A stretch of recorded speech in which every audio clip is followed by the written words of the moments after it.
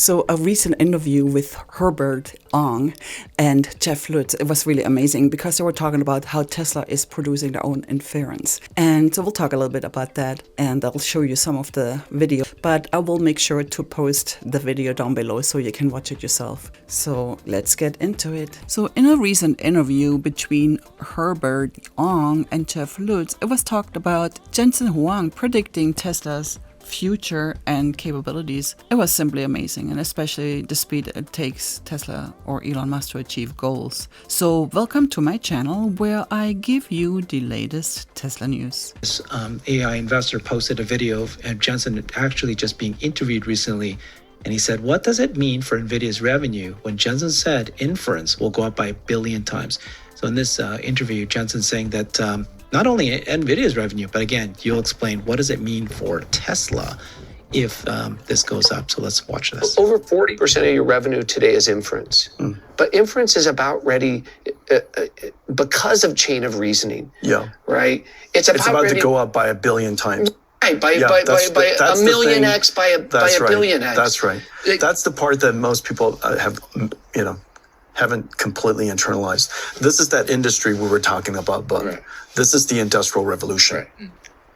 That's the production of intelligence. That's right. Right? And it's going to go up 1 billion times. Right. And so, everybody's so hyper-focused on NVIDIA as kind of like doing training on bigger models. Yeah. Right? Isn't it the case that your revenue, if it's 50-50 today, you're going to do way more inference in the future. Yeah. Right? Training will always be important, but just the growth of inference is going to be way larger than growth in training. We hope. It's almost impossible to conceive otherwise. Yeah, we hope. That's right. Yeah. I mean, it's good to go to school. Yes. But the goal is so that you can be productive in society later. And so it's good that we train these models, but the goal is to inference them. Yeah. And then you had this post that said that Tesla designs their own AI inference chips, all of the hardware and software for them.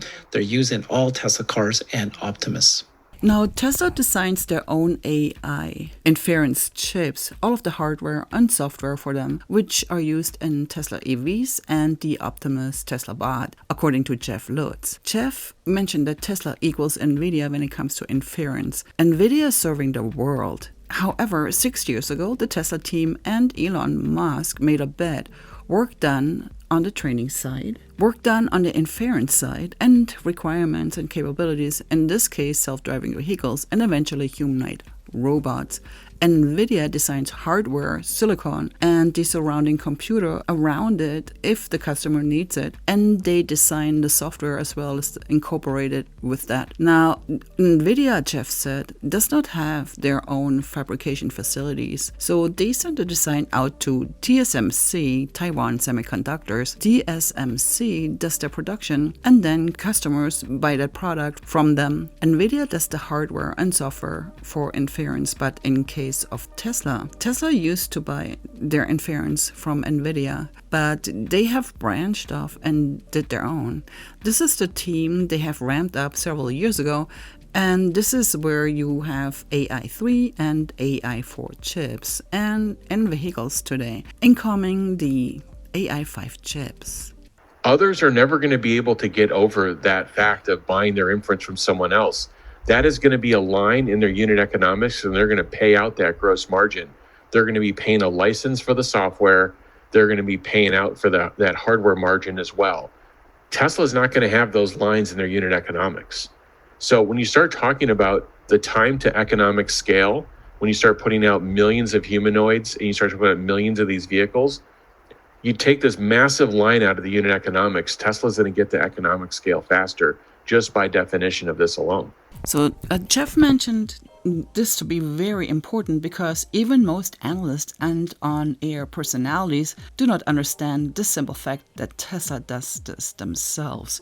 So when you start talking about FSD unsupervised, supervised, the robot taxi and more, at that scale, that is all local inference from Tesla. Tesla is a partner with NVIDIA today.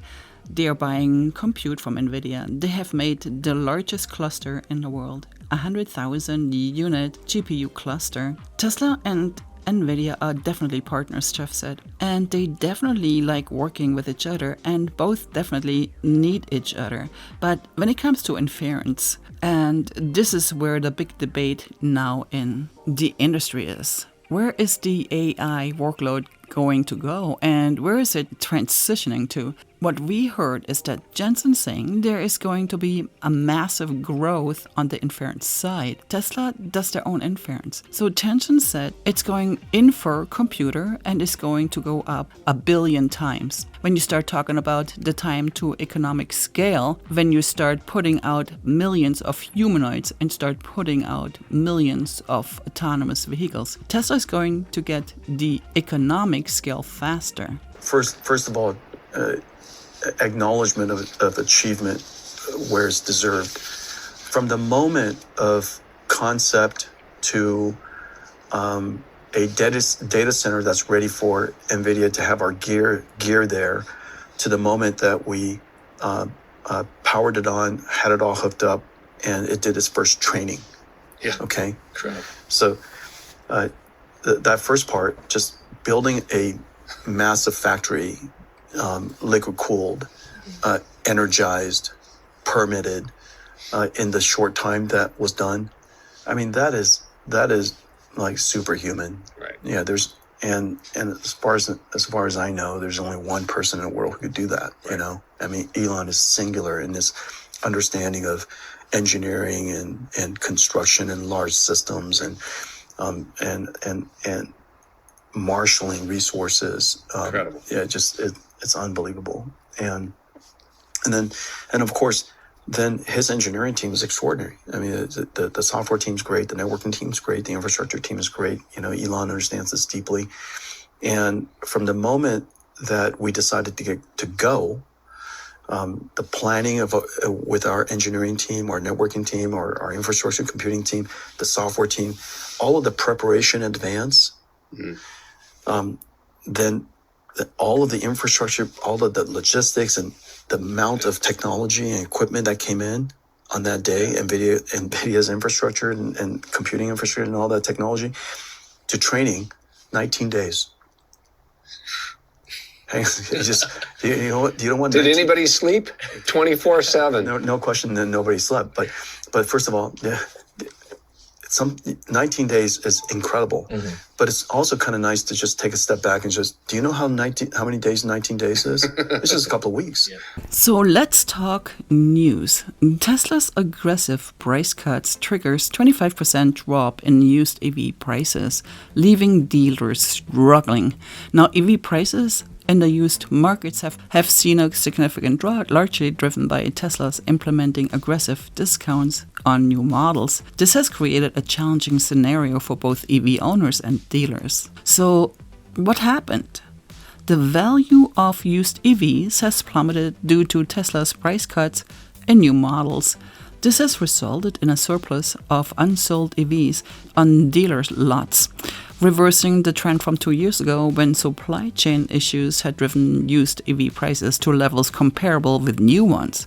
The Wall Street Journal reported additionally, Hertz' decision to release a large portion of its Tesla fleet into the used market has further depressed values. The surge in leasing, now the preferred method of acquiring a new EV, has also contributed to the drop in used EV prices, with leasing accounting for nearly 80% of EV sales at dealerships today.